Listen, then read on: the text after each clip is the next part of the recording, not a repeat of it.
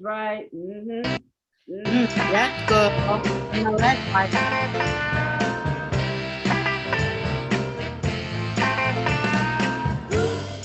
What you want, baby, I got it. What you need, you know I got it. All I'm asking is for a little respect when you come home. Just a little bit, hey, baby. Just a little bit. When you get home, just a little bit. Mister, just a little bit. I ain't gonna do you wrong.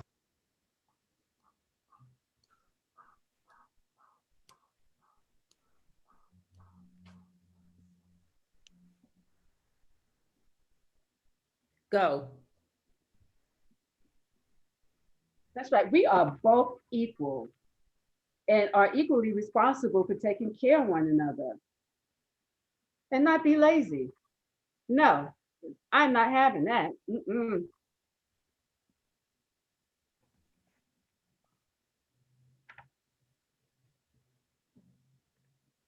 Okay, great.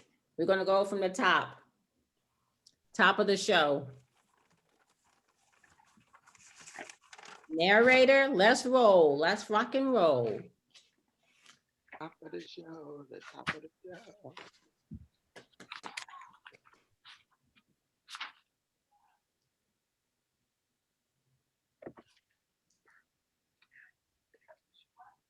So let's do Kenya. Tell them I'm doing Kenya right now. Top. Ladies and gentlemen. Ladies and gentlemen, fantastic. Thank you for being here today. Nobody's signing for me, so y'all don't know what the hell I'm saying. There we go. Thank you. I am Kenya Cagle right now. Kenya introduces the show by saying, and now, bringing to you this amazing cast of Vagina Expressions.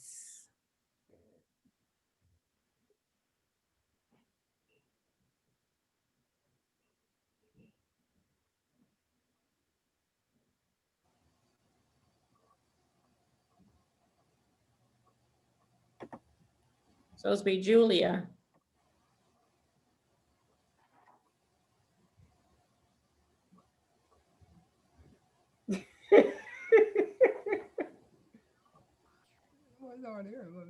Let's do it one more time. I'm Kenya. Kenya is introducing the show. Ladies and gentlemen, thank you so much. And now I bring you this amazing cast of Vagina Expressions.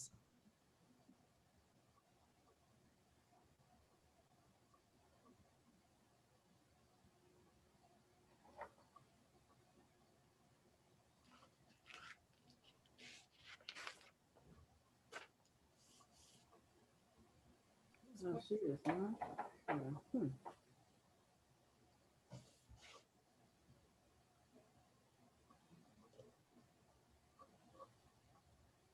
So we asked the following questions of these women, such as, what do you call it?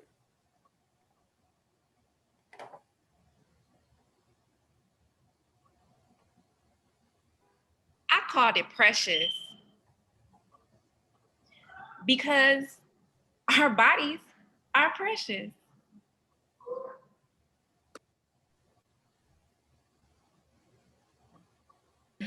I call her Pinky. Pinky, because she is so pink and I idolize her.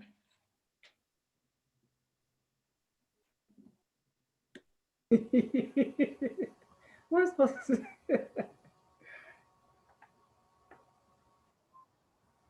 I call mine Rabbit because it's like going down a rabbit hole.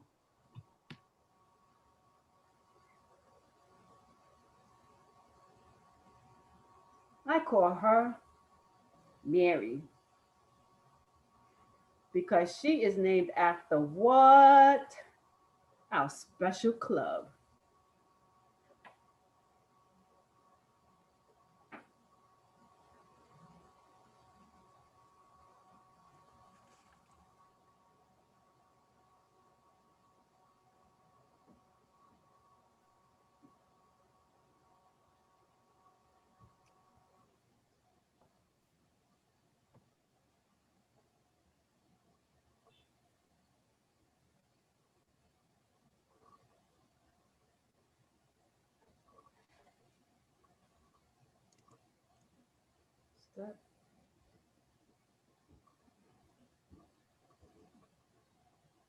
Stacy, we're on page 1.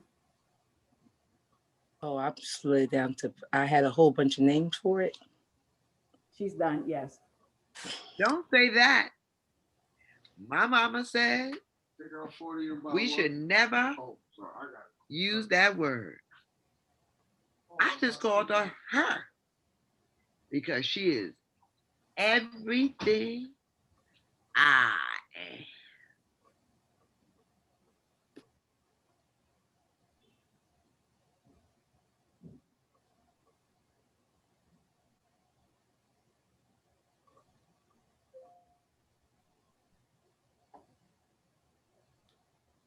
Vagina, we weren't allowed to say that. So I called her her.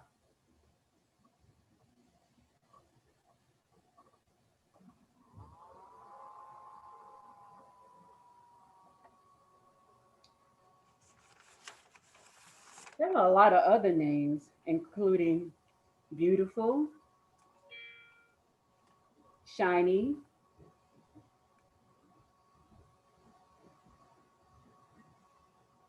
Coochie, and Susie, as well as Sparkle.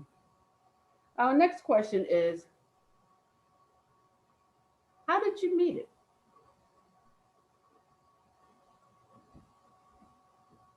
Well, I met her one day when I was 3 years old. I was playing around, I touched her, and I liked it. My aunt caught me and slapped me so hard, it just made me feel ashamed.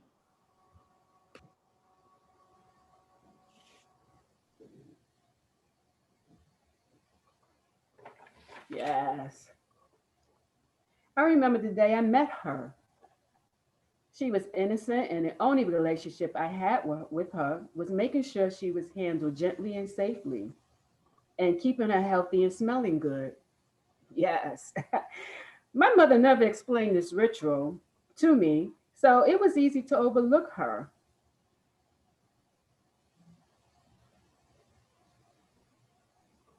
All right, now. So let's talk about men. Come on with it. Child, men need to recognize that women's bodies are precious and special.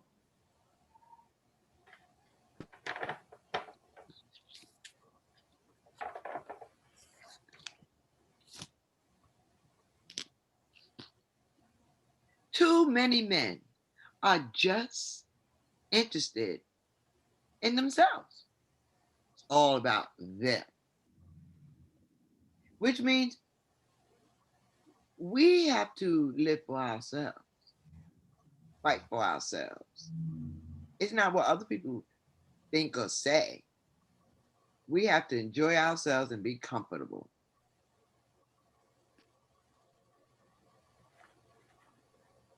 Men need to stop playing around with us and playing with our emotions. Please don't do that. I'm young, beautiful, and sexy. And I'm sexy for me. I have value. Men need to just listen and shut up and listen to us women. We have a hard time and we don't feel good about ourselves sometimes. We got a lot. We go to work full time, we go to school full time, and our mates, all they do is just go, go, go wherever they want to go. Whatever they say is important. We are not just, oh, I'm sorry. We have to be made to feel very important and special. Us Black women, our single Black women, we need to be lifted up. We are special. We need to recognize that what? We are queens. Men, you need to recognize that. We do a lot of things. Our pussies are not just that. They're not just pussies. No, no, no, they're not.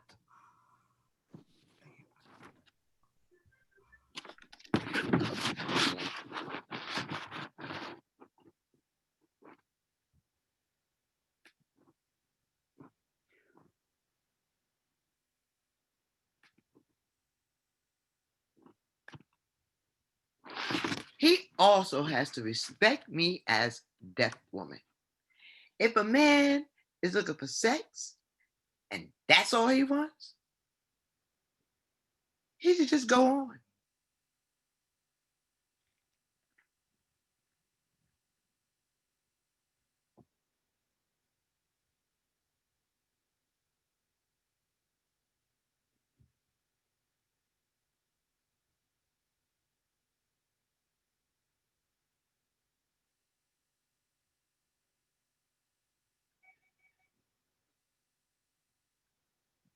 So yeah, so Asia went before me. So I'm confused as to where I'm at. Okay, never mind. Page 3.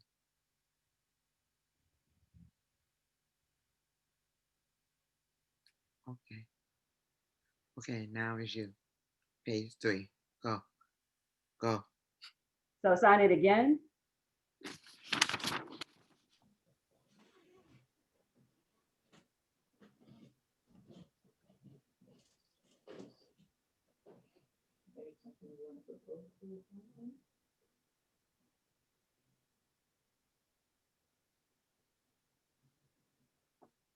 Then if we go there, I'll be turning up, I'll be moving. I love all things about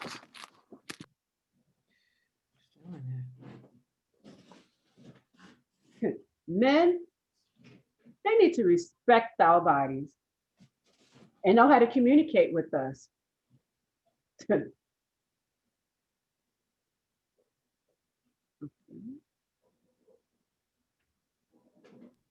That was music. Yes, girl. I know that's right. That's right. Mm-hmm. Period. Ah. That's right.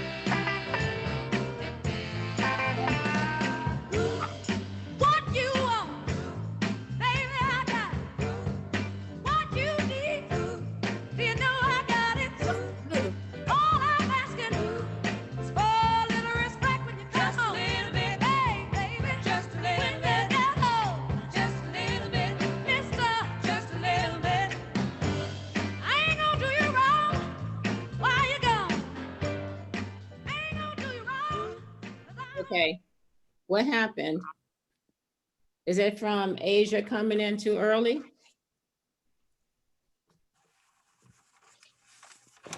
Deborah, Asia is after, Asia comes before, after Stephanie. all right, hold on. Hold on. No, hold on.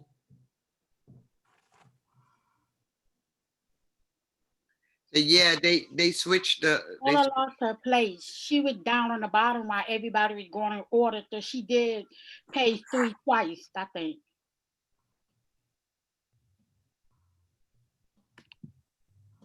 That's what she's saying. She did it twice. She was trying to follow in order, and somebody jumped out of order.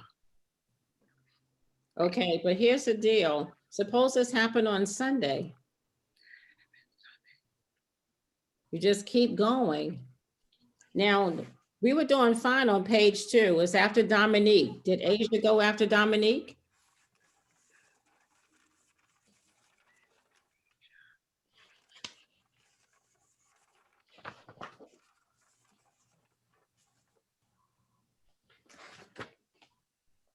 Say yes, that's what happened. First Okay. it's Stephanie, and she does her part. Then it's me, Asia, and then I do my part. Then it goes to Lorna. That's it. That's what I see. That's fine. No, it doesn't go to Lorna, it goes to Marzelette. It goes to Florida after Asia. Right. Florida, right. Okay, so we were doing fine. So remember, the audience doesn't know.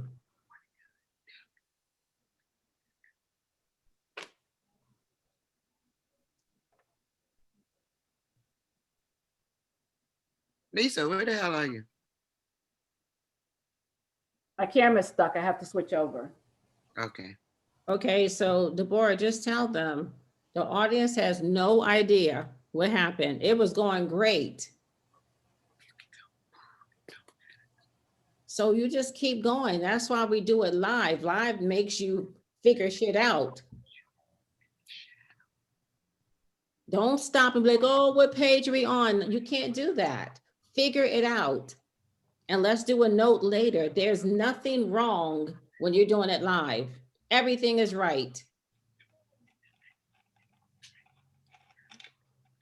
Okay, so we're about to roll right into our new piece and y'all just freaked out on me. All right, let's go back to Marceletta and to Lorna. Let's keep going, no stopping. Here we go.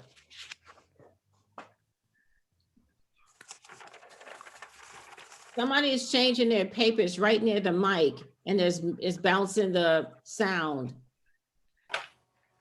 Move your papers away from We're the gonna mic. start with MD. Florida. Marcelette. Great.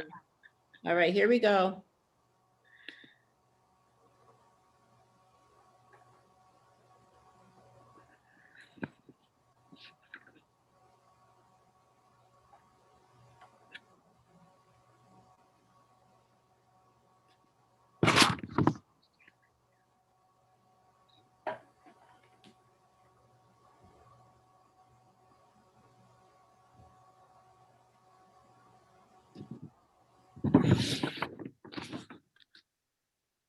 Stand by with the music.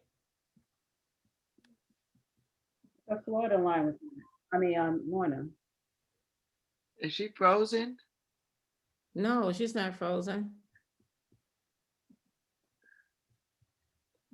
What the hell is she doing?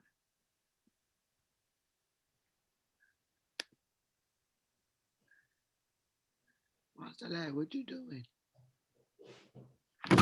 He started with you. Florida. I thought she already went. We're doing it just to get a flow because there was a confusion between Asia and Florida. Right, but didn't Marcelette just go? All right, never mind. Let's Because just Lorna go is next. I'm time. waiting for Lorna. Let's go to Lorna, please. Oh, I was on the wrong paper. I'm so sorry. I'm so sorry. I was reading out on the wrong paper, so it was different. So I made the mistake. I'm so sorry. Yeah, No she's problem. Yeah. No problem. That's why we have rehearsals.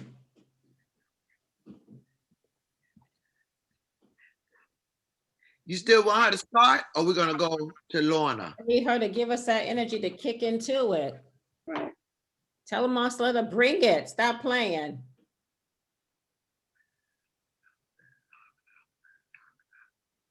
Marcelette, Marcelette, Marcelette.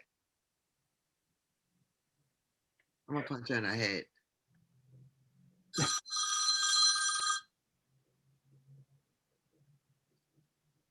Is she not around? I don't know where she is. Okay. Who's ready? Is Lorna ready? Just go with Lorna. Lorna, are you ready? Let's go with you. Oh, now she go. Now she go. You ready? She Here we wants energy and everything, the attitude, everything she wants. Bring it. So let's go. He also has to respect me as a deaf woman. If a man is looking for sex and that's all he wants, he should go on. Be a man. Say it. Then if we go there, I'll be turning up. I'll be moving. I love all things about me. Yes.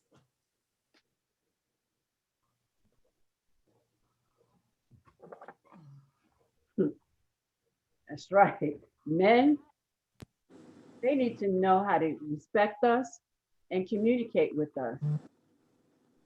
They need to respect our bodies, and having money is also important. That's right. Right. Period. What you want, baby, I got it. What you need, you know I got it. All I'm asking is for a little respect when you come home. Just a little bit, hey, baby. Just a little when bit. You get home. Just a little bit, mister. Just a little bit. I ain't gonna do you wrong while you're gone. I ain't gonna do you wrong. That's right. Men need to also understand that we are both equal. Yes, equally responsible for taking care of one another.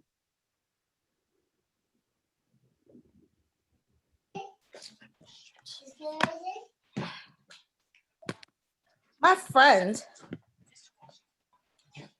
said my kitchen plumbing is having a problem. So, but the plumber, I told her to call a plumber, but a plumber could be expensive. I'll be right back. And guess what? She had sex with her boyfriend.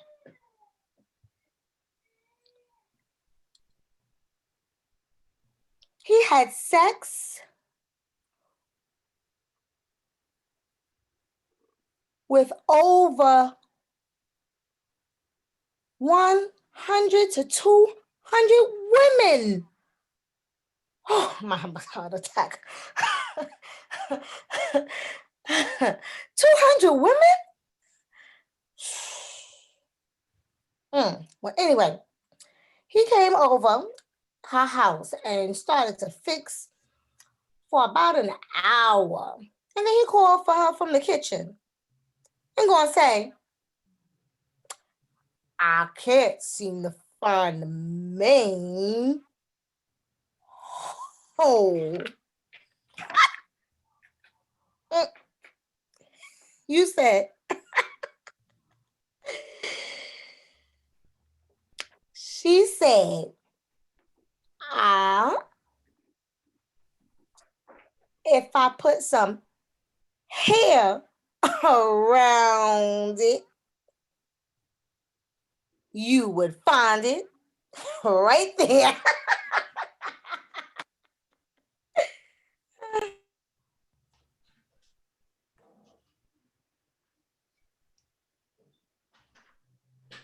Girl, don't tell me you never gave it up on a first date.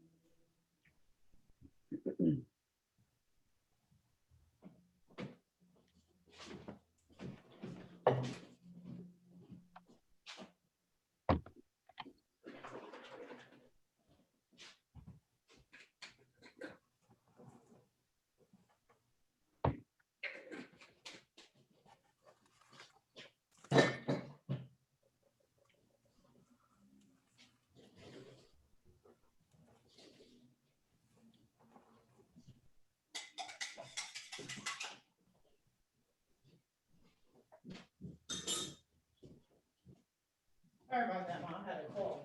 We need to go.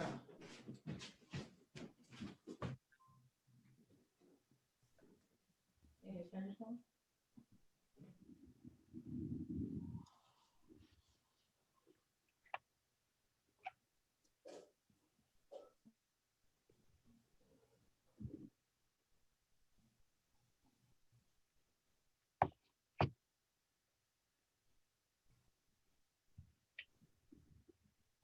You wore a skirt.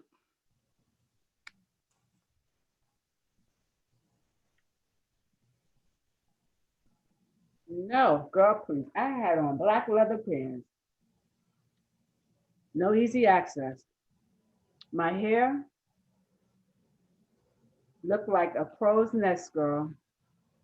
I had a standby emergency wig. Remember, you went with me to buy it. Remember, we named it Anita because it was short and styled like Anita Baker used to wear her hair. You have so many. What did the short red one with the bang? No, it was the brown with blonde streaks and tips. I mean, you really liked it. Oh yeah, I remember that. You always look good in that one. Yeah, that's right. Well, so Anita did it again, child. Shit.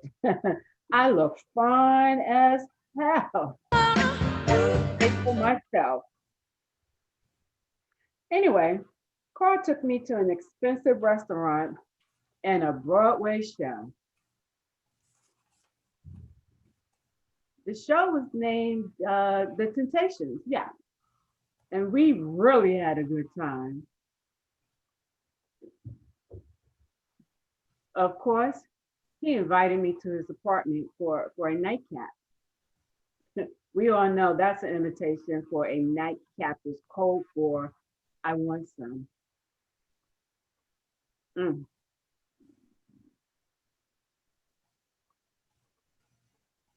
But I was on guard. I wasn't going to drink, and I didn't bring any condoms. Did you take a drink? Yes, but it was club soda over ice with lemon. We sat on the couch and we talked all night. He asked, how does that jewel stay in your navel like that?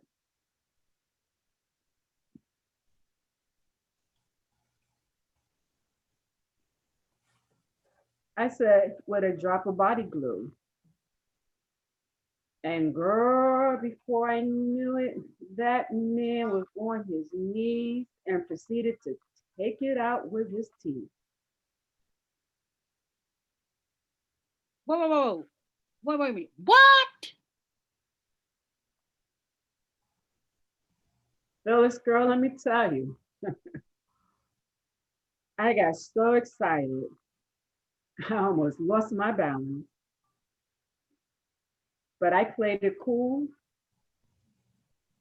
sat my ass down, and crossed my legs. When he sat, he leaned over and he kissed me. My head tilted back, and Anita felt, oh my God. Yeah.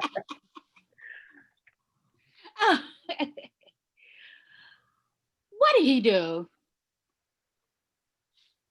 Girl, he showed his pearly whites, gently took my hand, lifted me up, and said, don't worry about it, baby. It probably would have fallen off anyway, as he led me to his bedroom. Girl, no. What could I do?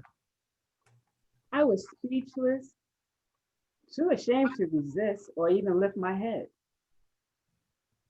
I looked back and there she was laying upside down on the couch.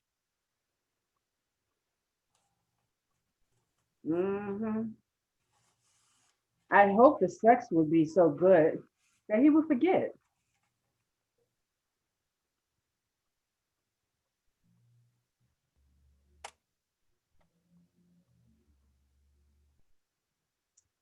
And so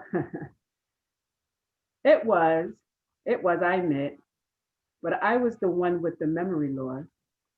So now it's time to take me home. So he stood behind me at the door, kissed me on my neck, and complimented me on my bedroom performance.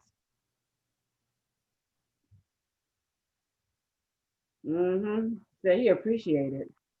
Pushed the garage door open with his left pointed finger.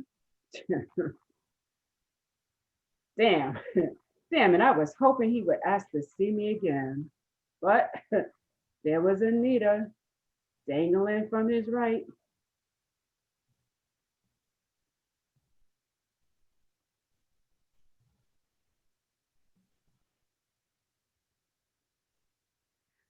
I was pregnant at 16. Then I got married. So now I was a mom and taking care of the house, all by the age of 18. Yeah, I was numb after my son's birth and also after finding out that my husband was cheating on me.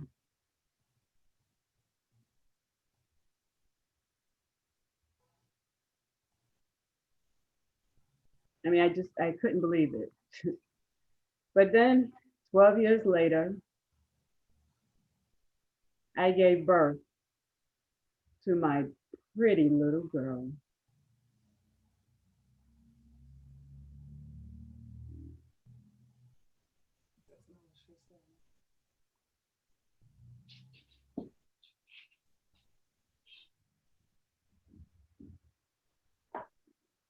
Women go through a lot, especially pain through childbearing. And we have a lot of responsibility. We want them to respect us, our experience, our journeys.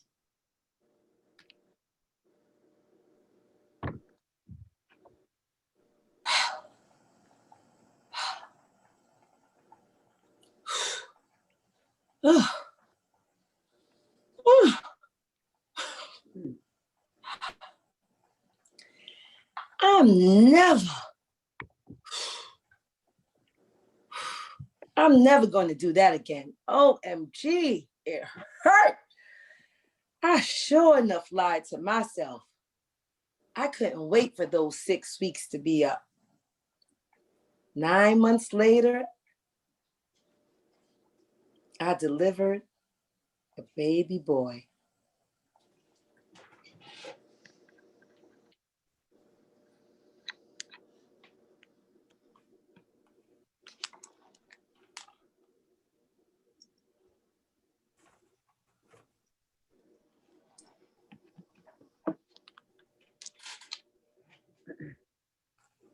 Mary has been on lockdown for the past 13 or 14 years because she wasn't acting right. But good news, over those years in solitary confinement, me and Mary have evolved and we are ready for the world. No longer bound by a loveless marriage and subsequent relationships, neither numb nor dumb. To God be the glory. We were given another chance to get it right.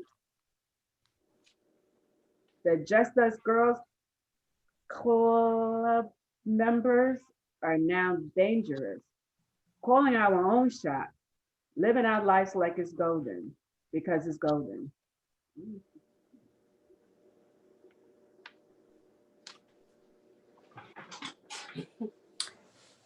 As you get older, please respect Miss Mary. Take care of her, for she is the most sophisticated lady you will ever know. Miss Mary has grace and style.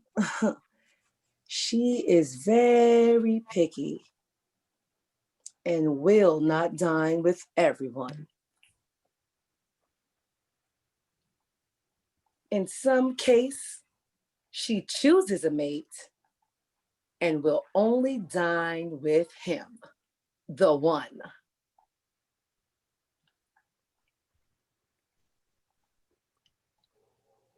Always groom her and watch her glisten and shine and come to life for you. Do not misuse her, for she is very delicate and will become broken down tired, wide, and loose. Misuse her and she will disappoint you greatly. Mary is very powerful. She is known to bring kings and queens to their knees.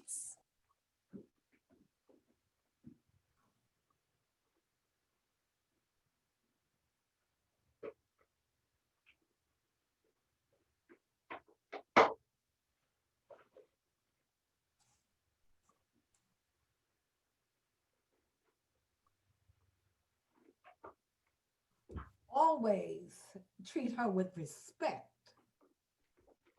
and dignity. Do not lie to her or ill treat her.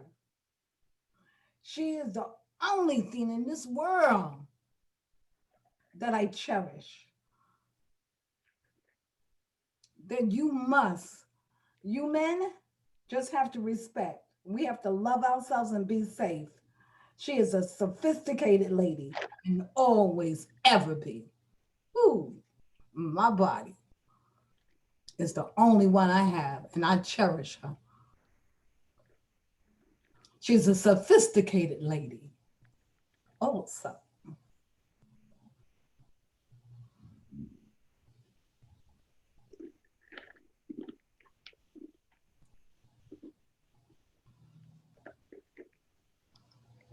She had no concerns, no fears, and no need for special attention. It was easy to overlook her because she was tucked away so specially and snuggled by nice, colorful, pretty garments with multiple colored hearts, diamond shapes, and beautiful butterflies that brought her so much joy. I can remember watching myself in the mirror, dancing around like a ballerina.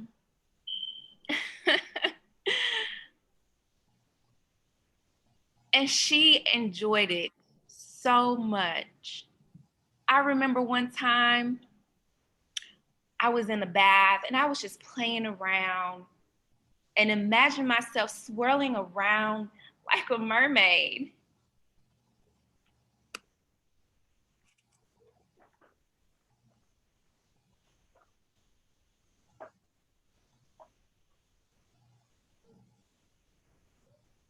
We started out young and happy, but something went terribly wrong. We didn't see it coming. It changed our lives, ruined us forever. It put a stain on our hearts that cannot be removed.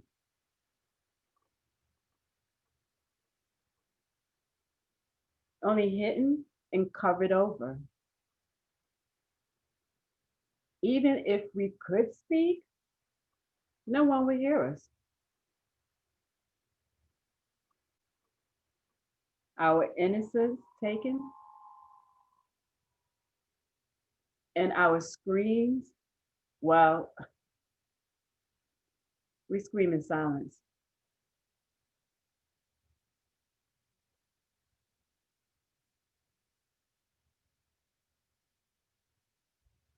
Once while playing hide and seek, I innocently hid behind the basement door in the dark.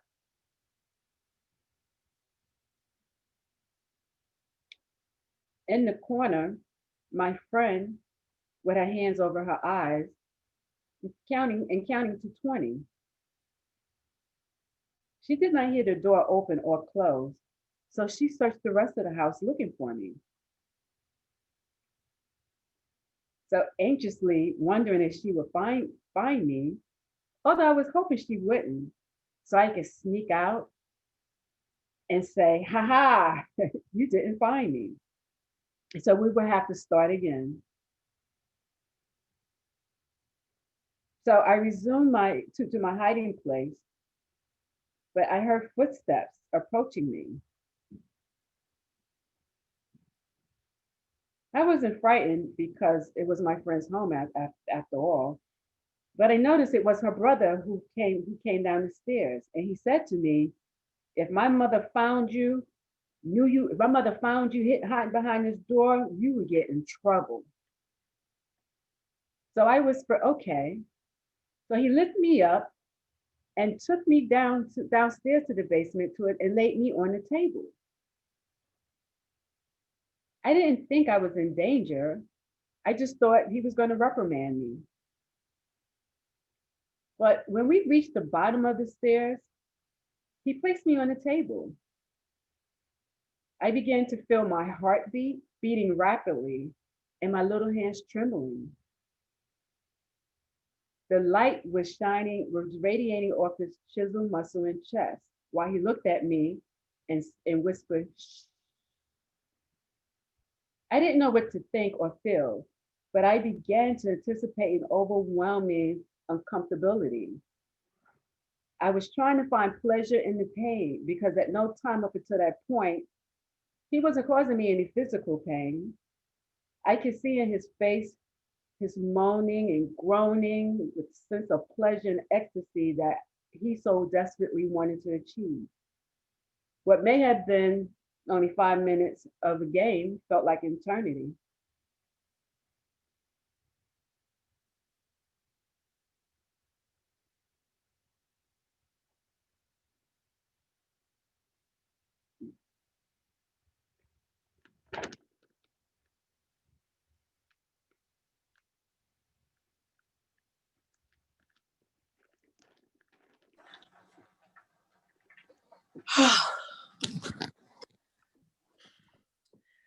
I never thought of it as rape until my therapist asked me, how is it not rape? That was definitely an aha moment for me. At that very moment, it felt like I was sinking into the couch. I wanted to sink and disappear from that room. I wanted to disappear from earth. I felt exposed, ashamed, embarrassed, naked and alone. Was it rape? After all, I knew him.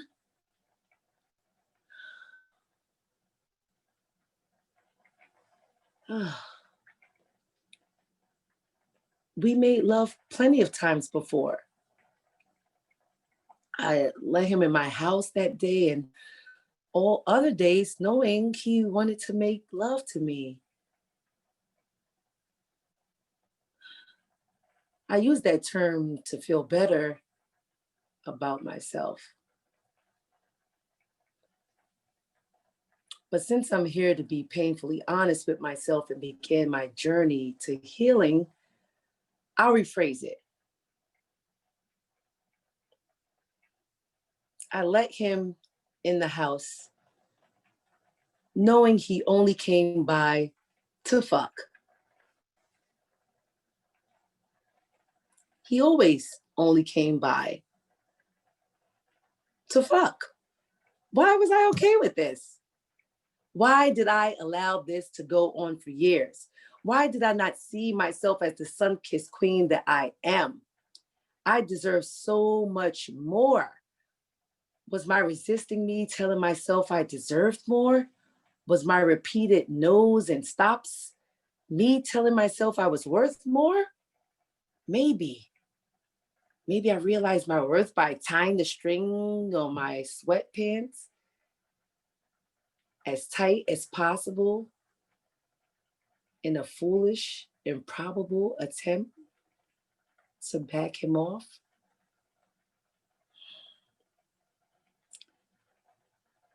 I did try. I did know my worth. I tried. With all my strength. I can remember him straddling me, trying to get my string loose.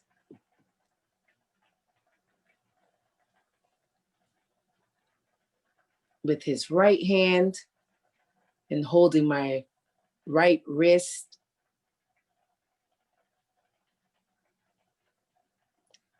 above my head with his left.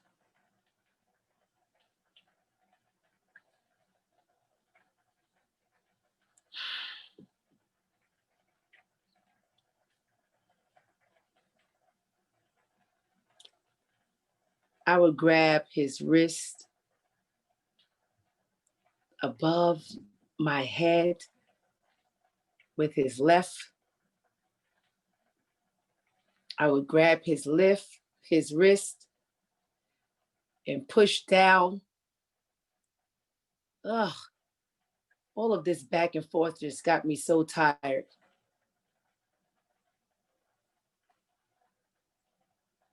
I would free my arms and he would chuckle and say, "You're so strong." And this back and forth exchange of sick power and resistance went on for sometimes 10, 20 minutes, sweating and out of breath before any passionate love making began. I mean, before the fucking began. I remember I did try to stop him. I began to feel empowered and less stupid and more of a survivor. I felt good and proud. I know I tried to stop him, literally, with every muscle in my body.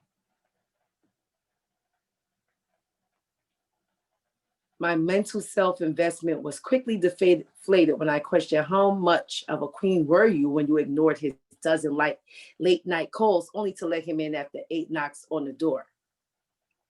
How worthy did you find yourself when you gave up resisting and gave in? Wow, that's a lot.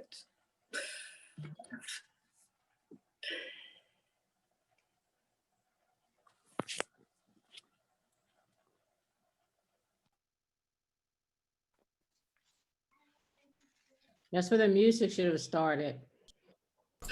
I couldn't tell what was going on because she was sitting, but the voiceover was still going. So I'll play. My mother left me. Hold on, Bridget. She's got to wait for the music. Raven? You still need some lobster, Mom. I understand that.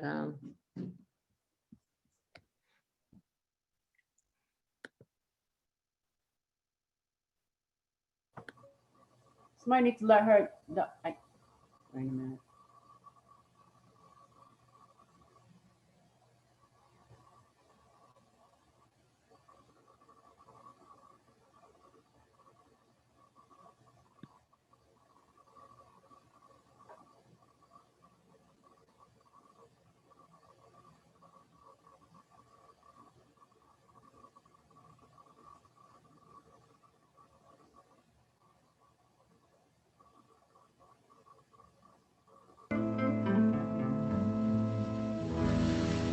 Sometimes I feel like a mother. That's a Chromebook with built-in virus protection.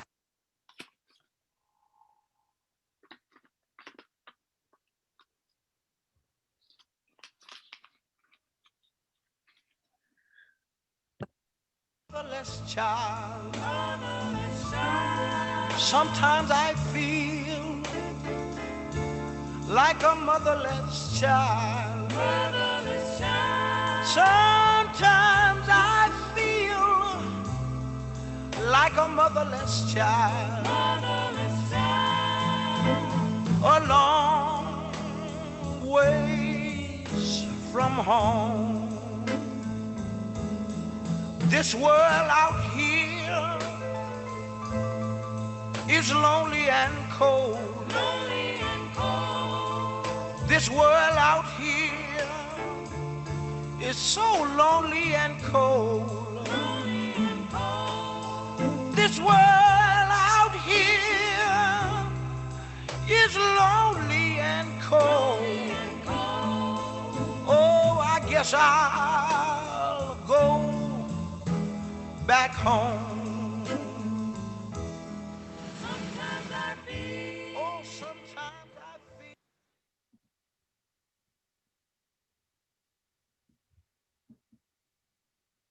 Go, Bridget.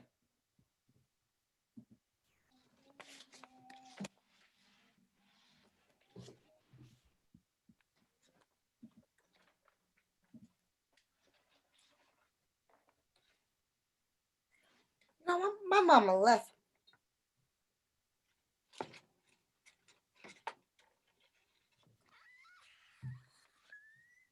I wanted to scream. I wanted to scream, but no sound would come out. My mama left me with her, my babysitter. I was 5 years old.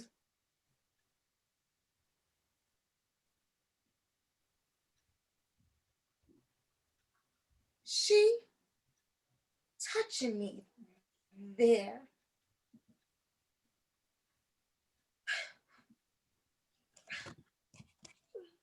Why? Why is she putting dolls there?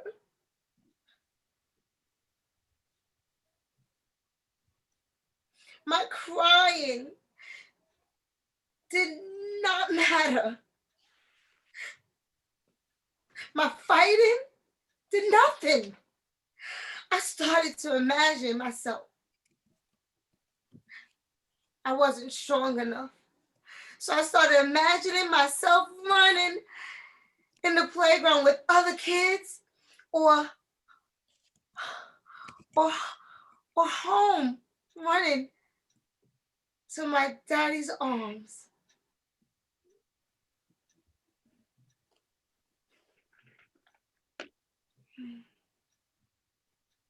Though I had no daddy.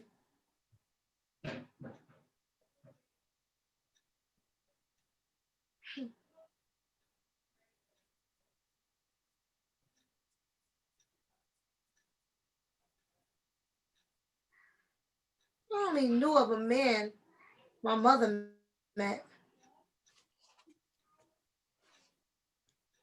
He loved us for a few years and then left.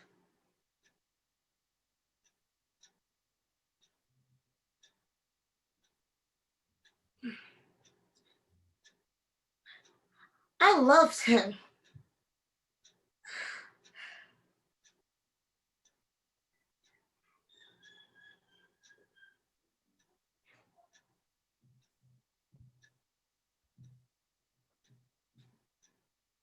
I remember him. He seemed strong. He had muscles all over the place. Seemed veins were popping from everywhere.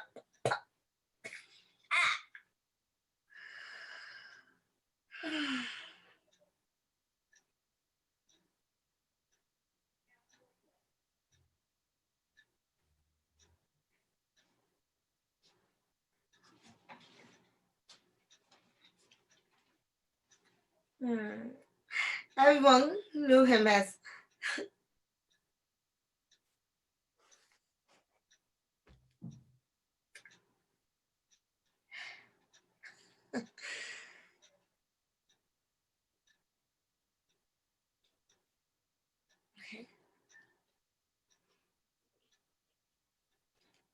I know him.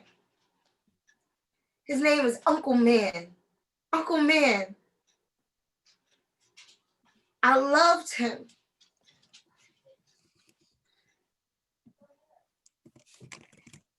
I kept imagining that one day he'd break down the doors and kick it and kill this evil woman.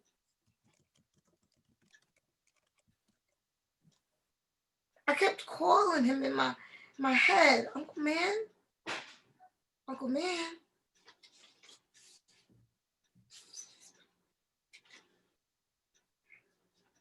Help me. Help, Uncle Man. I called.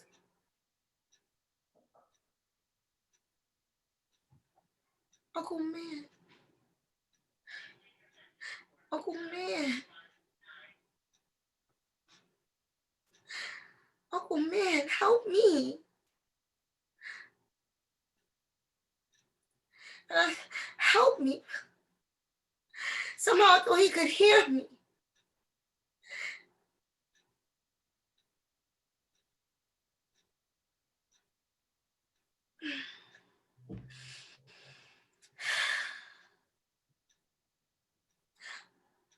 I knew that, Uncle Man.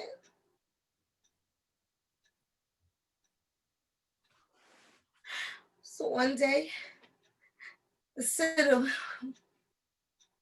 had her fingers rapidly working and washing and stroking, and I was crying and praying for Uncle Man to come. Suddenly, I felt a strange sensation, a rush, a high. My body started to heighten, and my body started shaking uncontrollably.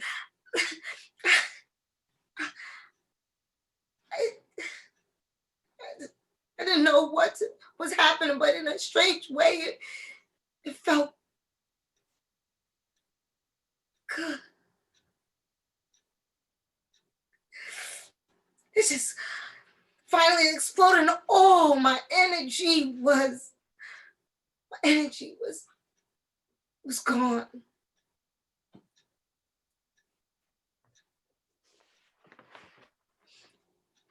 No energy.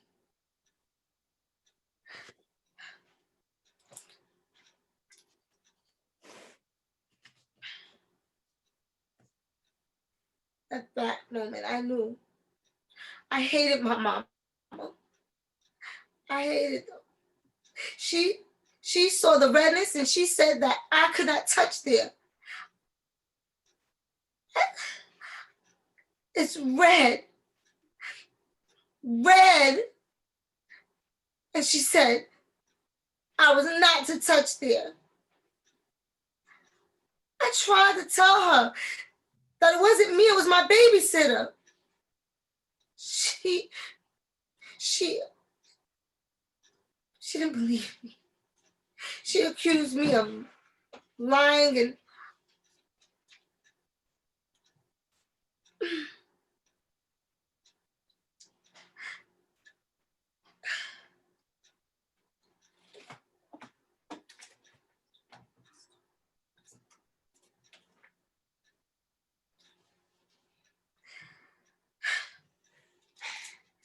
she accused me of lying. I got a spanking. After that, numb, leave my body and travel through the universe. I spent the rest of my life reliving this horror. Therapy, drugs, sex, rock and roll, men and women.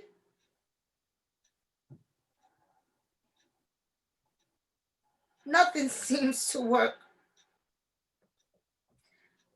I thought about suicidal thoughts all the time. But I'm too much of a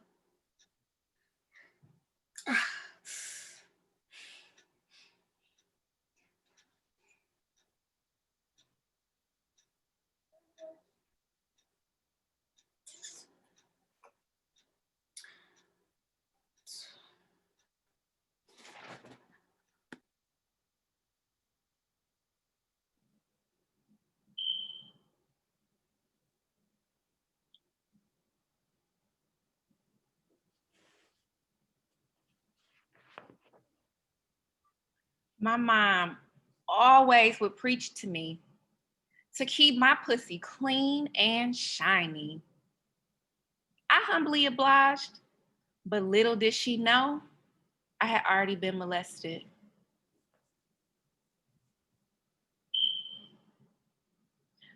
"15 years later, I was in an abusive relationship and was raped. As a result of that rape, I got pregnant. The whole entire pregnancy, I was so conflicted. I didn't know what to do. I went ahead and forgave my perpetrator. But the whole time, I was hoping not to have a girl because I didn't want her to go through the same things that I went through. I was hoping and praying for a boy, hoping for a boy. because he wouldn't have to experience the same thing that I went through.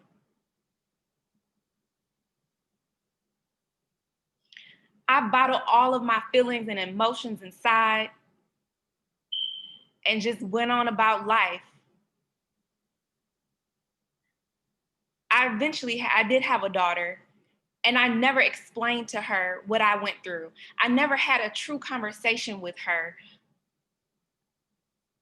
One day, I went with her to the doctor for a checkup, and I asked the doctor if she was still a virgin. My daughter was so indignant with me. She said, "Mama, you didn't believe me when I told you?" I told her, "Look, honey, I never got a chance to talk with you about valuing yourself and especially valuing your vagina."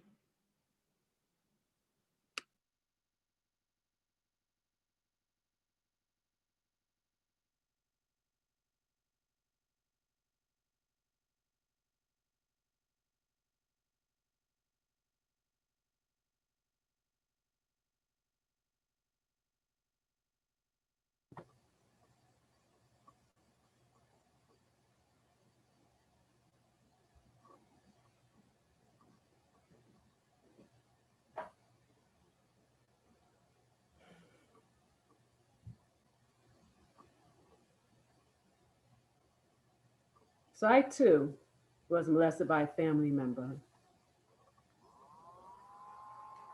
And I didn't want to have a daughter because I didn't want her to experience the same. I used drugs.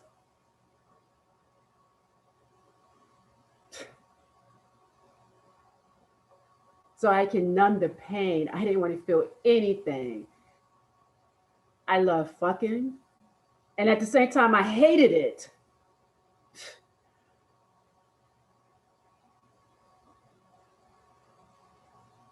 So I would close my eyes and imagine that I would be dead.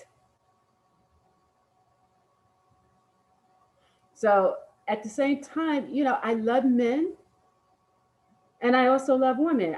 Some people thought I was bisexual. I mean, I didn't know myself. The only reason why I live is for my daughter.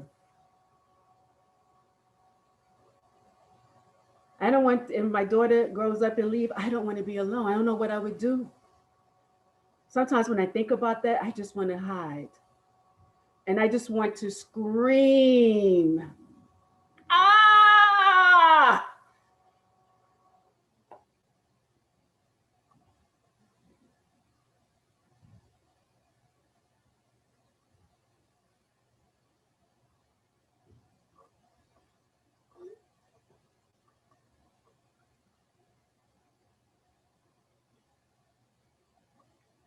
I'm a mother of 10 boys, but I also have 10 nieces. I'm so afraid for them.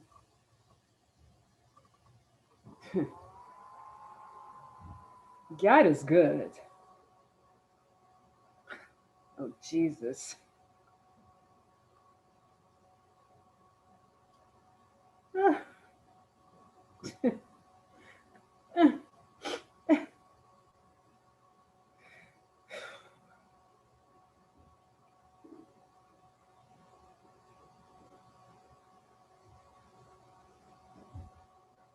Got my period. I was scared.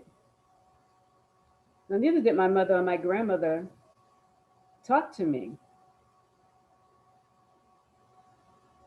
I was a devout Catholic. At 12 or 13 years old,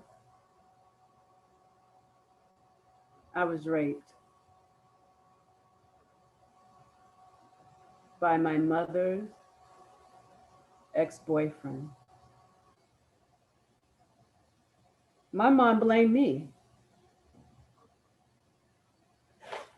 She said I didn't have a great relationship. Mind you, he was deaf. I considered suicide. I went to counseling because I thought he raped me because I was ugly. A vagina is so important.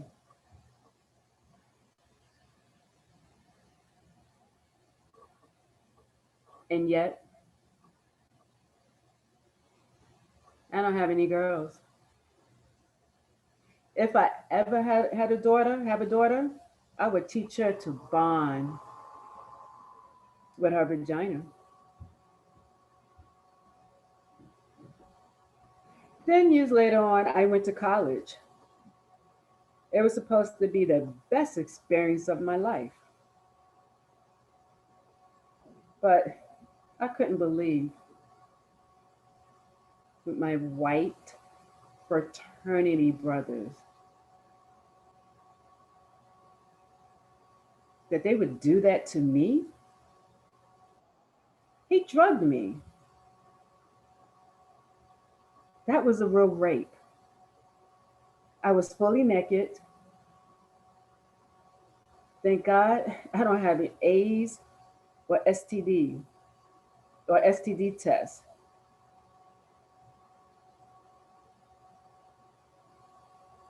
But I have to live with the big H for the rest of my life.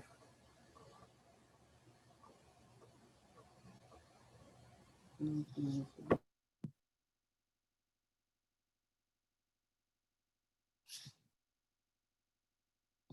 I never liked my son. Never ever. I had him at 14 years old. When I look into his face, I think of the night he was conceived. And and I don't like him for that. I, I mean, it's not his fault.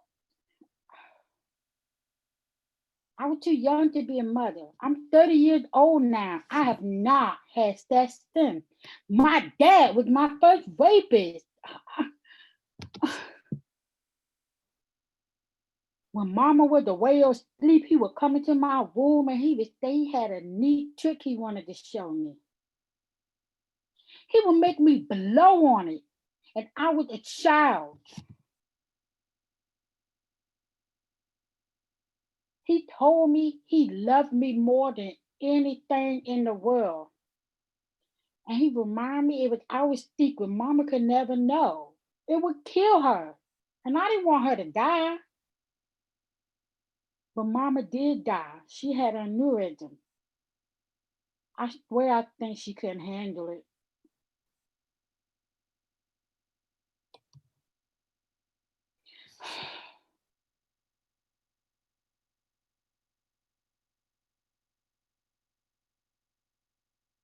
I realized something. I found I had two step brothers with my dad's thigh piece. It wasn't long before I became everyone's piece of meat, including hers. Mm. It went on for 7 years. I was only 14.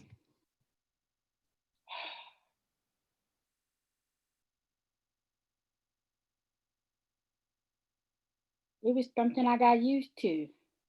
My brothers all over me, my daddy all over me, his woman all over me.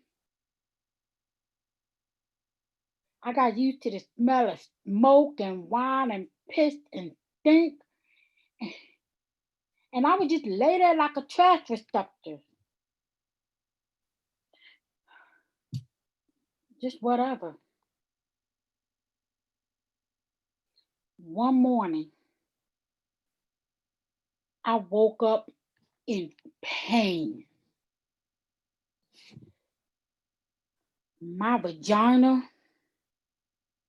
was burned so bad. Green, red, yellow puss just pouring out of me. It hurt so bad. It felt like razors were cutting the inside of me.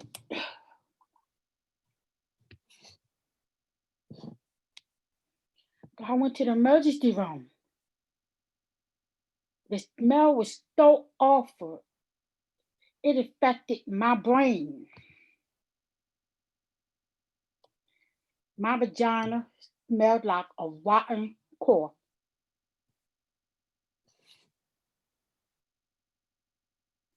The disease was so bad, the lip became gangrene and was falling off. They had to amputate that lip from my vagina.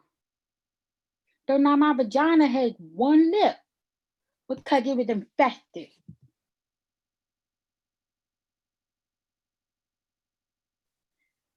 My son and I went from foster home to foster home. Finally, we were separated, and my son was raised by an aunt. Every now and then, if it smelled even slightly, I have a tried and true home remedy. Wait a minute. I never want my vagina to smell like a vagina.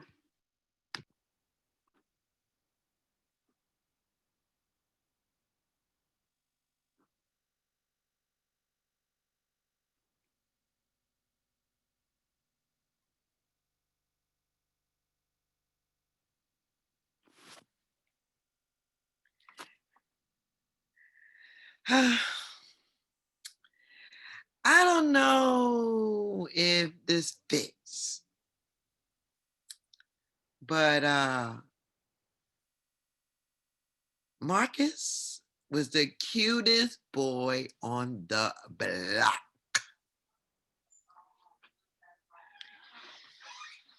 He was 14 and I was 13.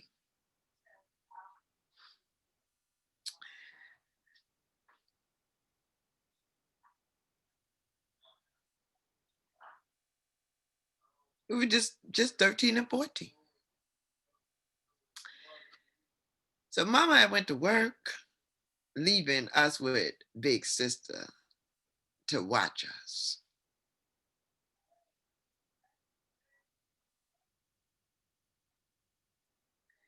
Sis, she's older, but she was busy getting high and talking to her boyfriend on the phone. So we literally could do whatever we wanted to do. Marcus and I would go to the basement to make out.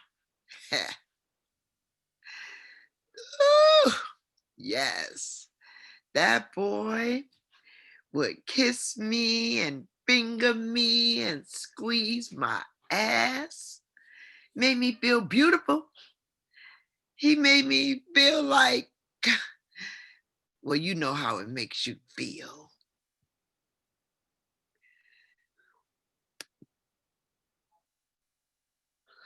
One day,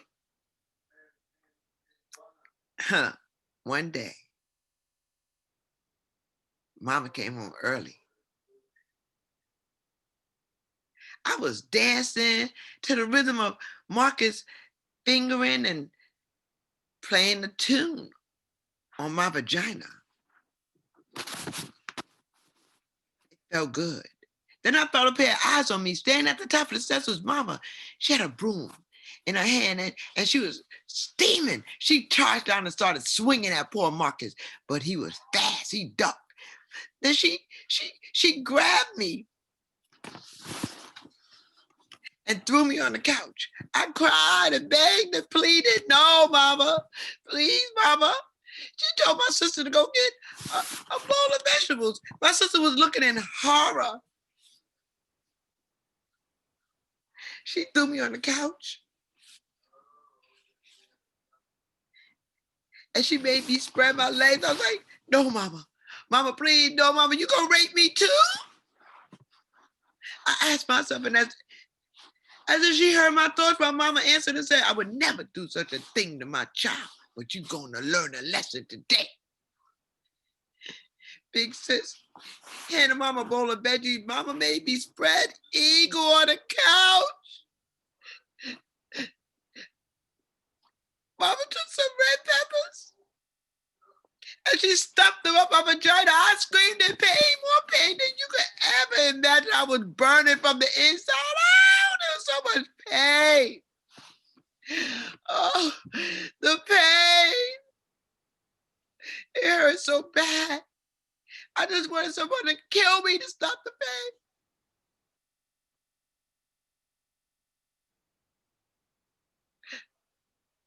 It was just so much pain. I wanted somebody to help me. The pain was unbearable. For days I was in pain. But it worked. I never looked at a boy again. Never. When my sister died, I was one town over from her and made excuses so I didn't have to go to the funeral. I wanted to not see this. So I made as many excuses as I could. I wasn't going to that funeral.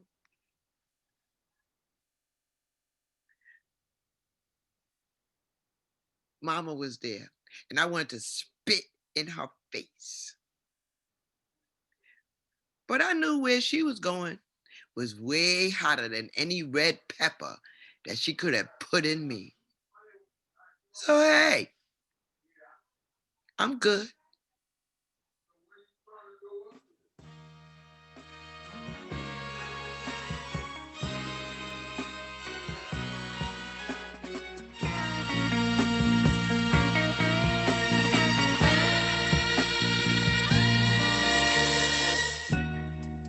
She's faced the hardest time you could imagine. Many times her eyes fall back the teeth, Lord, Lord. And when her useful world was about to fall in, each time her slender shoulders of the weight of all the fears and a sorrow no one hears still rings in midnight silence in her ear. Let her cry, for she's a lady. Let her dream, for she is a child.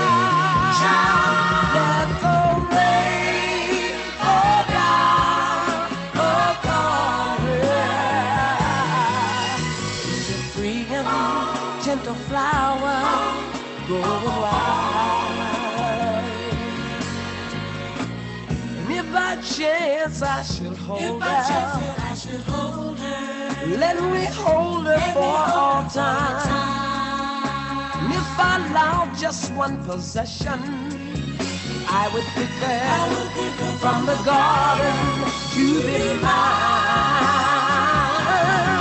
Hey, baby.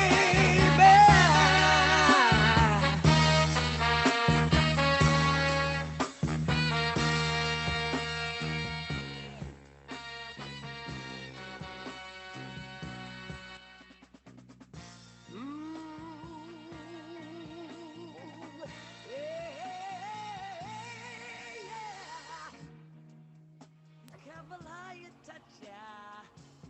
She will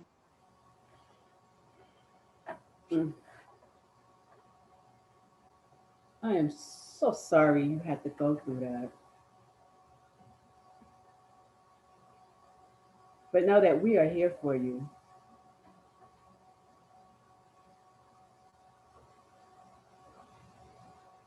We have to keep moving on.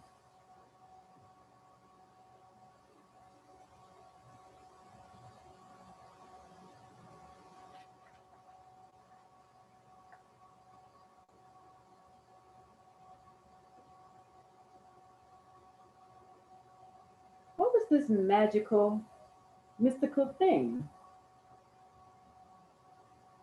This vagina that we have that drove people crazy. I mean, it's just a hole.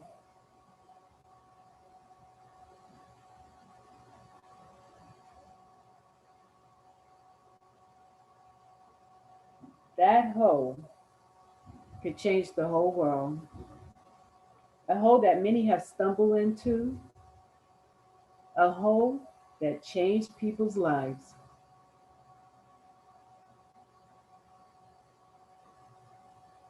It took people's lives as well. That vagina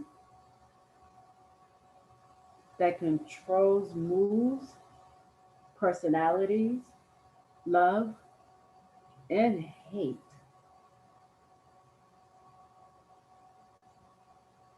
But again, I ask you, what is so special about this vagina? Believe me, I looked, felt around, and examined, put things up there.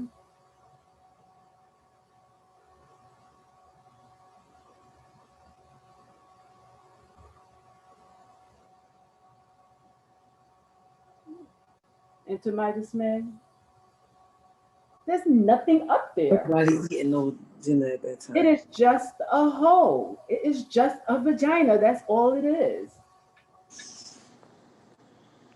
Our stories, they're all different. Yet, And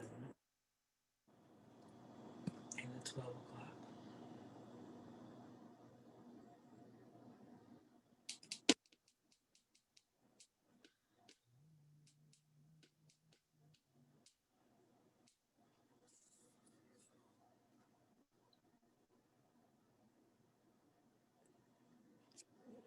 It's just money.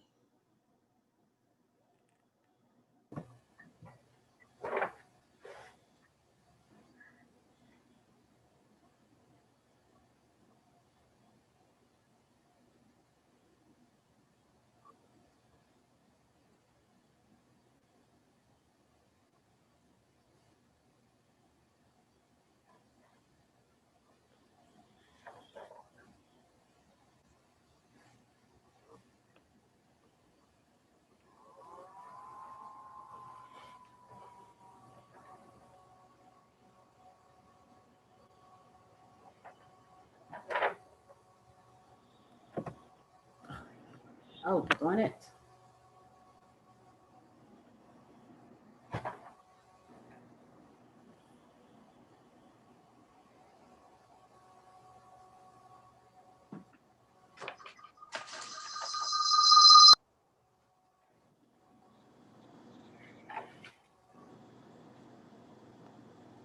I felt a endorphin emerge out of my vagina. It felt great to massage my vagina with a gentle touch of my fingers to the ring of my camel oh my God, clitoris. My camel clitoris.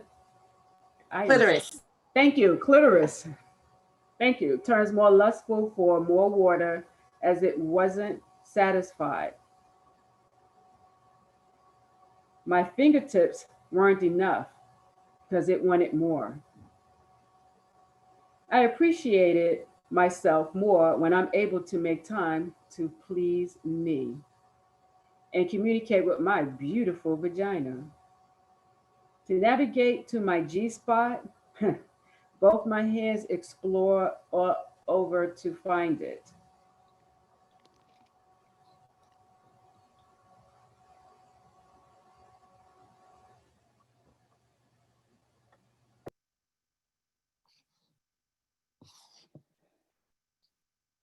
I sometimes get familiar with her by introducing the pleasure of satisfying oneself. I gotta be present in my own vagina and become unshamed. She's reliable, still intact, my treasure spot. She's never dried up. With me, she isn't finished with me as of yet.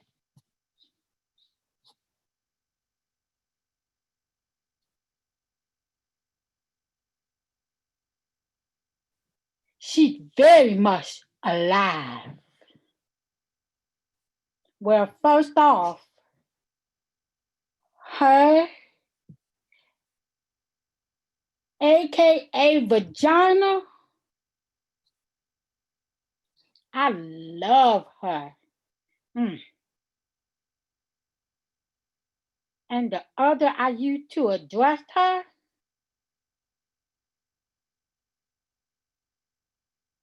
honestly, she's done well for me. She's soft, delectable, sweet, pink, zesty. She wonderfully provides a wet and slippery sensation.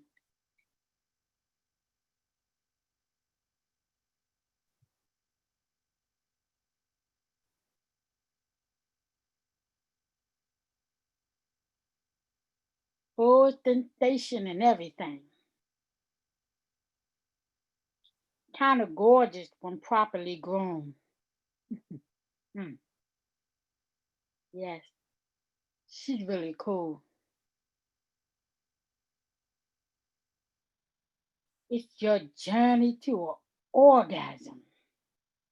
I wish I could idolize her and put her on a pedestal respectfully.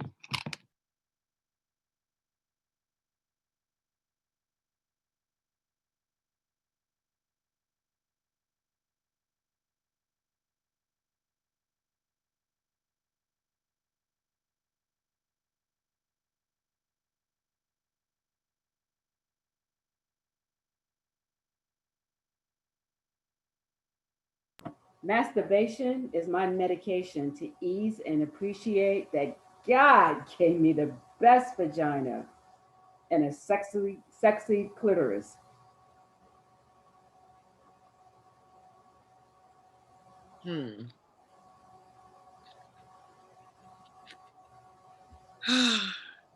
I'm sexy because I do whatever makes me feel good. That's what sexy is to me. They need to respect the power. Respect the power that we have. Our bodies are precious. Oh, so precious. When will they get that? When will they get it through their heads? We're valuable. Our vaginas are valuable.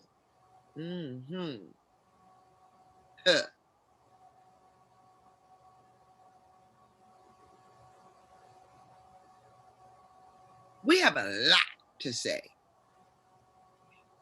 We have a lot to say. A lot. Trust. We have to let women know. Women, y'all need to know how powerful we are. How powerful our vagina is.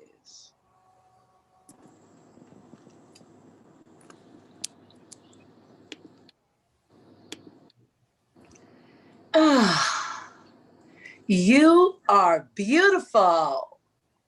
And your vagina is fine. Cherish your vagina. Try to forget the past.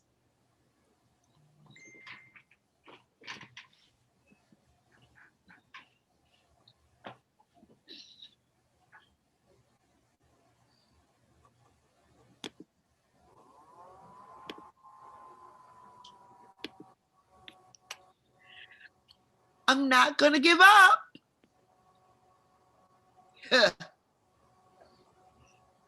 No, I'm never gonna give up on my vagina. No. Never gonna give up.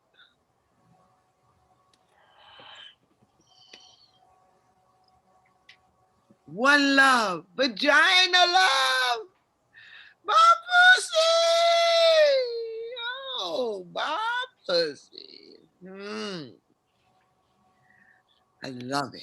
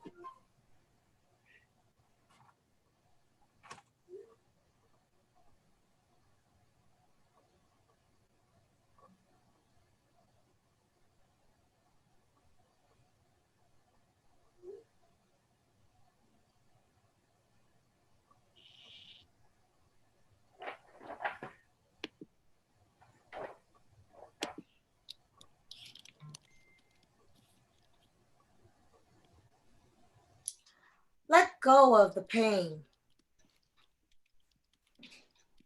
Let go of the pain, ladies. The pain, it won't hurt you.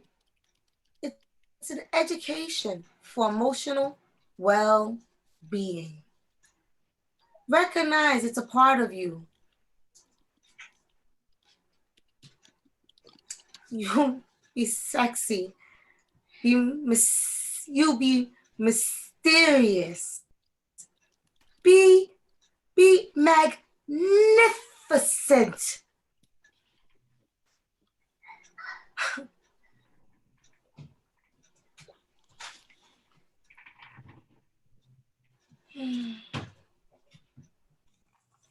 My vagina helped me to be a strong woman.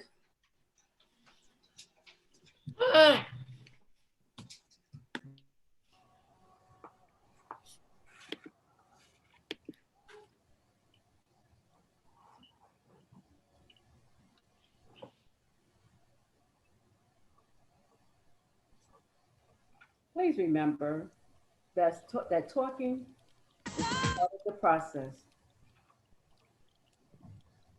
Good night, my sisters. Stay strong. Stand firm. We made it. May God continue to bless you and your vaginas.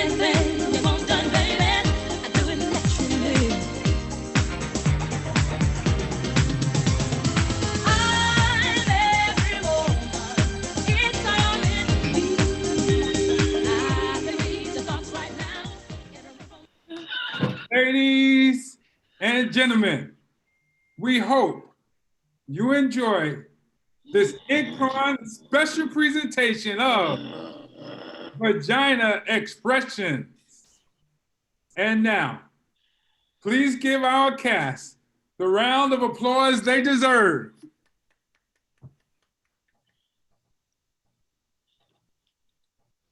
Okay, let's do some quick notes. Lisa, you got this? Guess not. Okay. Do you have it? Yeah.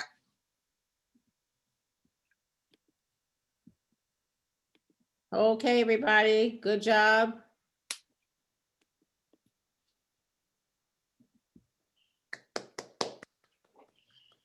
Good job, everybody. We added some pieces to keep us up and moving along with each of the stories. My main thing is that if you have a long monologue, you don't need to drag it out. I'm specifically talking about everyone. Tina. Yes. Sylvie, you really dragging out way too long. We forget what the story is about. Get to the transitions. Every transition is not important. Let's get to it. Let's say it and move on. Raven, you did a good job on yours. You moved it and kept it interesting. You used the chair, which is your last note. I said, here's a prop, use it, and you did a good job with that. At the end of yours, you could just throw that chair to the side and then stand and get ready for the dance. And it'll just go, the music will turn on and you'll go straight into the dance. Dominique, your fellow cast member mentioned that you need to close your bathroom door. And you had a pocketbook on the side. Just make sure all your backgrounds are clear and only should show what you want us to see. Okay. So for Ismella, your last monologue, you start off angry. You have to have a place to grow. Okay. You can't start off 10, go to 8, 10, go to 8, because emotionally it wears us out. Okay, so you have to figure out what else do you feel? Do you feel disgusted? Do you feel disappointed? Do you feel sad? And give me something else so I don't see anger the whole time.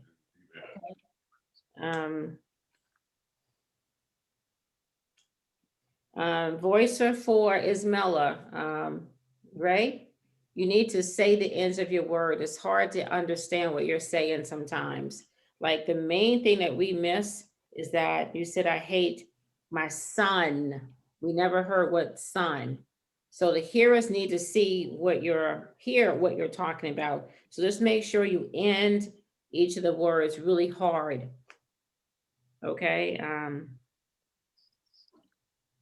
I love the opening. I love the dance when everybody comes on. It's great energy. You know, you say respect just a little bit. Just have fun with it. Respect, you know, just give me respect. Just bring all different levels of respect. Respect, cute respect, ghetto respect, all kind of respect. Whatever it is, give it to me. So also Florida, Marslette said, for you, if you're wearing glasses, to wipe your glasses so that we can see your eyes and it not be distorted by the vision of being dirty, okay? That's a note from her. ASL coach is needed to work with Rose, the character of Rose. You need to make time to work with the ASL coach, okay? I don't have many notes. Tonight, I invited some people to come on to watch it so I can get some feedback. Some people who are signers and some people who are hearers. So I'm going to get their feedback notes, and whatever notes that we have not covered, I will put it in and send it to you. Okay? But I just want to hear, because we always have a test audience, to hear what they saw, what they heard, and what do they think. Okay, so Stacy said everyone should say clitoris. For my voicers, the voices got to really sound interesting. You got to stay on the topic of what the person is saying, because I'm looking at it and I said, there are 2 words I know unsigned, and I see them signing, but I don't hear the person saying it, or I don't feel the same energy that the person is signing. So maybe that one-on-one needs to happen again. But at this point, you need to kind of work out different times so that you can work with your voicer. I know that the narrator voicer wasn't here, and maybe there was one other person. and maybe there was a fill-in, but whatever the fill-in is, you know, it still has to have that energy so we can move the show through. Okay. Lorna, you're gonna have those legs covered, right? Natasha? If they're showing us all them legs tonight, what is that about? Okay, everyone, I'm gonna say, unless we have some pressing questions, I wanna say goodnight because I try to keep rehearsal at a certain time. So if there's no pressing questions, I'm gonna go. So the run of the show is an hour. Remember I said the other night that the show is an hour. So we work on some areas that need to be fixed and then we run the show. So the show is an hour. But whatever it is, it still needs to keep going. You can't let us fall asleep on your scene because you feel it's so important. Keep the energy going, keep the transitions going, keep it interesting. And changing your clothes is not enough. Use your camera. If you don't know your lines, there's two places that the narrator got us tonight. He was going up, pulling the camera, and then getting back into place.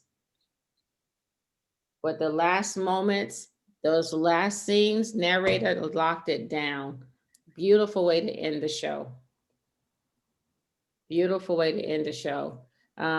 So you know, you feel where you had a lag, because I know when you run it, you don't get a second chance. When you're live, it's live. And you're going to have a certain kind of energy when it's live. Remember, there are no mistakes when it's live. You just keep on going. It's supposed to happen that way. My voice getting better with the character? Yes, it's getting lighter. Doesn't sound like you were smoking 10 cigarettes today. I didn't smoke cigarettes. Stacy had her hand up. Hi, yes, my question is, the night of, whoever, if there's anyone who doesn't show up, do we fill in for them or are they going to be taken out of the script? If there's somebody that's not here? Yeah, on the night of the show, like someone didn't show up, one of the signers.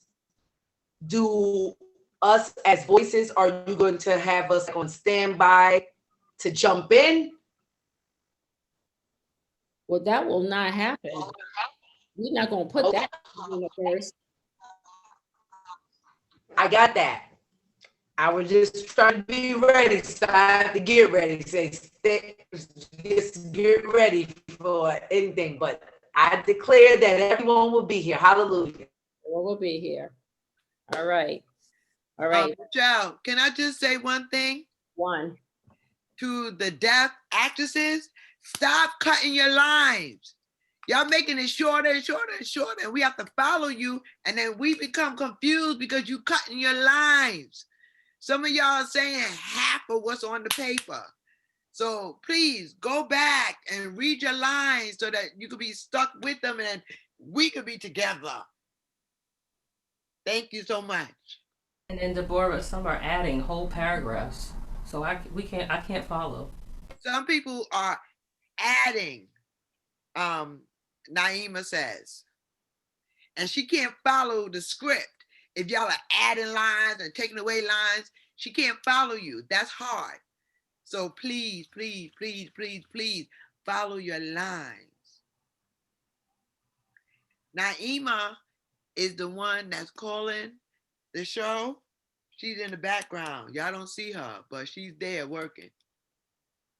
All right, Jessica, your note was that your camera was too close and they couldn't see your hands. You have to make sure you give a full distance so your hands can be shown, but your head not cut off. Okay? Last question, ASL, you had a question? No? Okay. Yes. Lisa, that's you.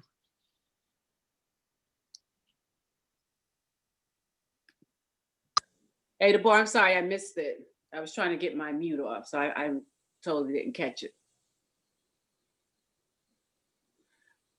Tiara, did you get it? Yeah, she's saying exactly what I'm saying about the lines. If you're not following the lines exactly, you're following the deaf actor. So whatever the deaf actor is saying, whether they're expanding on a concept or not, you need to follow that deaf actor. If you need to practice one-on-one with one another, go ahead and do that.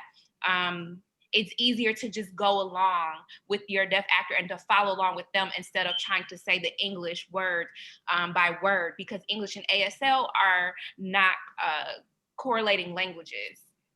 So, we want to make sure that with that ASL that you're following. I understand that. Saying, and you want to make sure that your affect, your voicing affect is matching the deaf actor. I understand that, but they're missing large voice of the story and it doesn't sync. That's the problem. Important lines that Michelle wants to hear. I get that. Yeah, you're right. I get that. You're right. And so that's why it's important for the actors to work one-on-one with the voice interpreters. And the interpreters need to understand what the concepts are and follow the signs of the deaf actor so that you're not missing lines. It's important to, again, practice one-on-one again. And the deaf actors do need to know those lines, but the actors and the interpreters need to meet together and to practice one-on-one, and that would help a lot. Okay, just the last thing. It's easy to say that, but following them when they change their lines every rehearsal, that's different. So they have to know some of the lines so that we can connect with them. You understand? So, can you? It's up to us, the voices and the deaf actresses, to that needs to happen. Yes, I understand that, and I understand that. But some actors, that's why everybody needs to work together. Actors don't get it perfect all the time, word by word. Kiara, the assistant director is trying to say something, so please let him talk. Go ahead, Kenya. Voicing for the ASL coach. So if they're overlapping, it's not me, Tiara. Okay, Tiara. It's the ASL coach that I'm voicing. Listen. The actors should stick with the script as close as possible. The actors should stick with the script as close as possible. And don't add additional paragraphs. Don't add anything that I did not write. Let me just say one thing.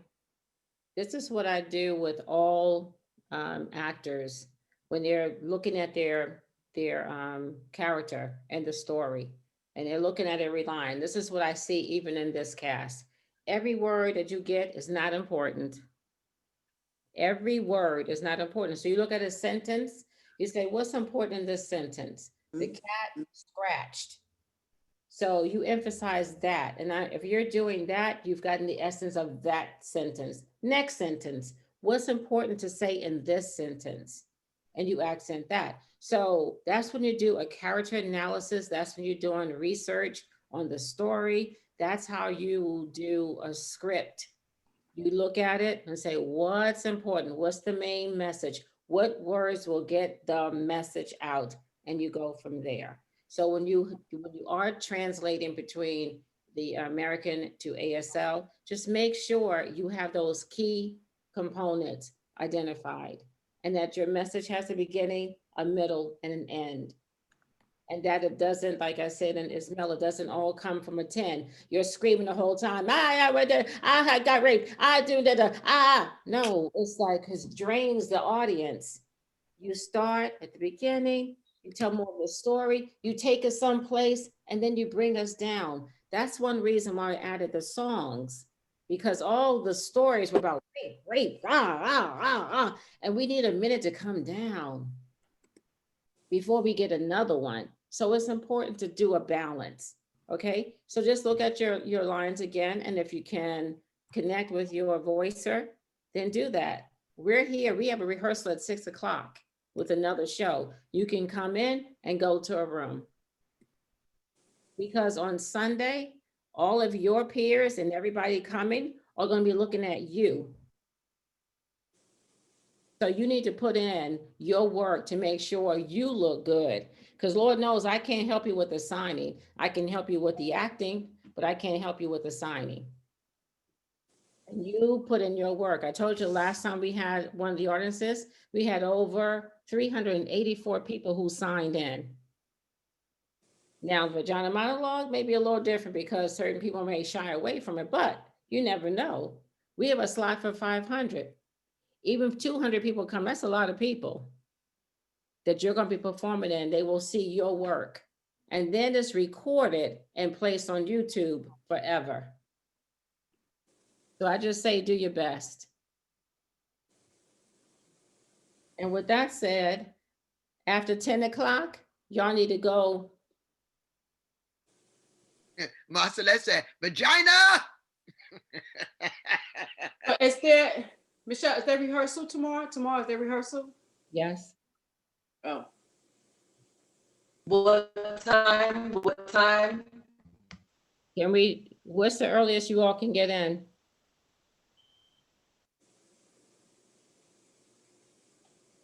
Marcellette says 7:45. Okay. Says 7:45. If everybody's on time, we can roll. But that's too late. People, everybody show up on time. Let's roll. Roll your boat. Okay, good night. Good night. Good job, Raven, on the dance and your monologues. Thank you, everybody. On your dance, monologue. Good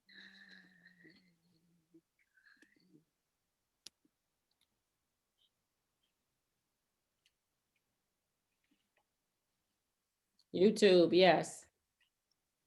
It will be on YouTube. The show is recorded, edited, and placed on YouTube. I have a question before we leave. It's super quick. Is it okay how Dominique and how we ran through the show today? No. But, wait a minute. Get back to the lines, please.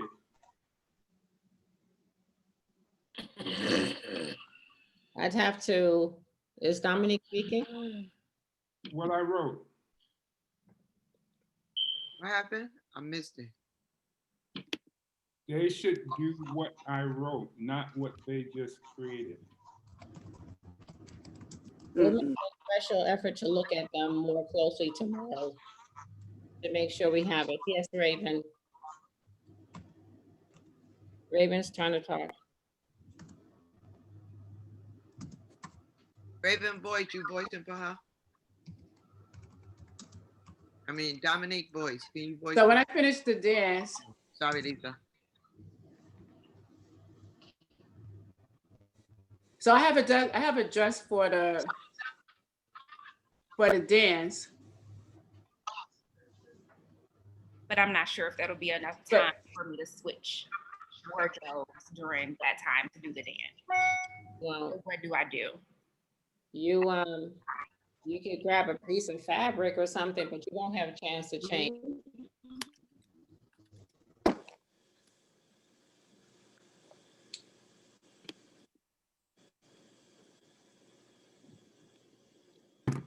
So am I doing a solo dance, or will there be other people dancing as well? Yes, you. And Dominique is saying I can dance with you, Raven. That's fine.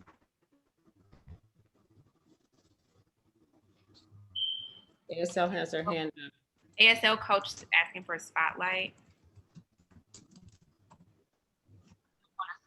And will there be an interpreter to interpret the song during Raven's dance? One of the actress, not interpret, one of the actors. Yeah, right.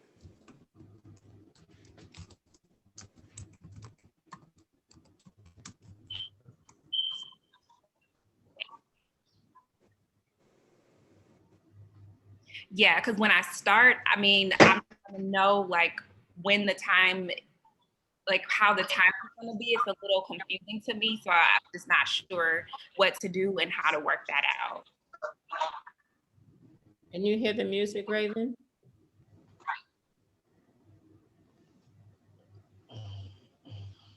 No, I cannot.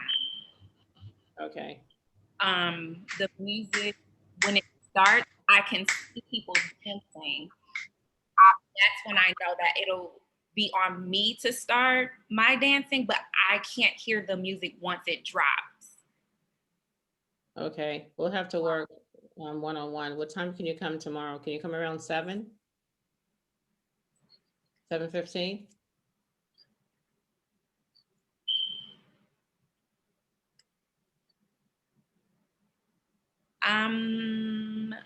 I can meet with The ASL coach. the ASL coach. We can meet at 6. And I'll have an ASL with Raven at 6, the ASL coach is saying.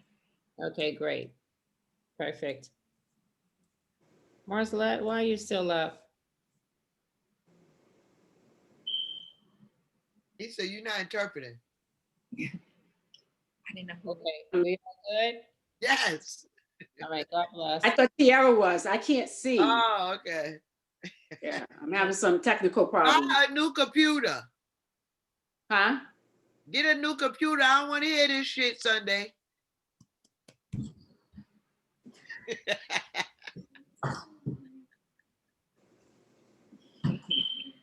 All right, bye. Bye. What I left.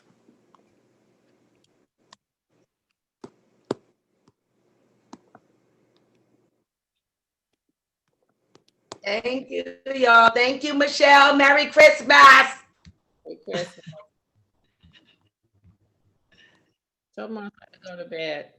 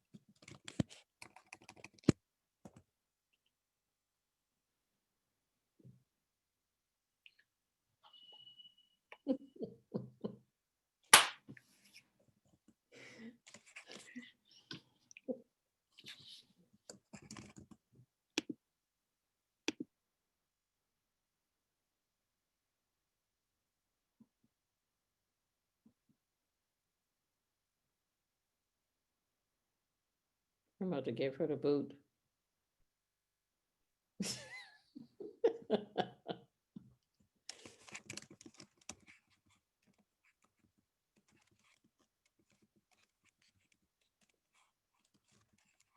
can't even spell it.